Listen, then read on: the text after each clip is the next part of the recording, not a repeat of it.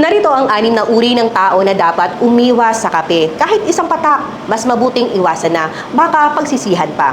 Mga taong may sakit sa puso at daluyan ng dugo. Pinabibilis ng caffeine ang tibok ng puso at tinataas ang blood pressure. Kung mahina ang puso, delikado ang kape. Pwedeng magdulot ng arrhythmia o irregular na tibok. Mga taong may sakit sa tiyan, lalo na yung may acid reflux o ulcer, pinatataas ng kape ang stomach acid at pinapaluwag ang esophageal sphincter.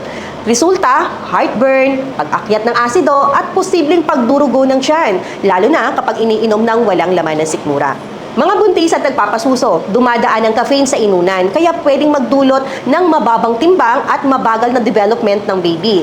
Sa nagpapasuso naman, nagiging dehydrate si mami at hirap matulog si baby.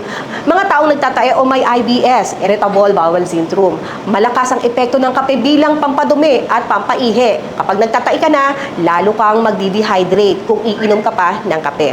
Mga taong may anxiety o hirap matulog o insomnia, stimulating ang kape. Mas kabado, mas kinakabahan at pwedeng mag-trigger ng panic, lalong lumalala ang insomnia at pwedeng maging chronic kapag hindi inaawat.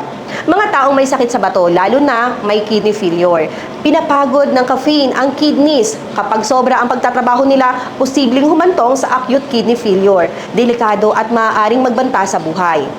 Reminder sa lahat, kahit healthy ka, huwag lalampas sa 400 mg o milligram na caffeine per day. Alagaan ang katawan, iwasan ng sobra.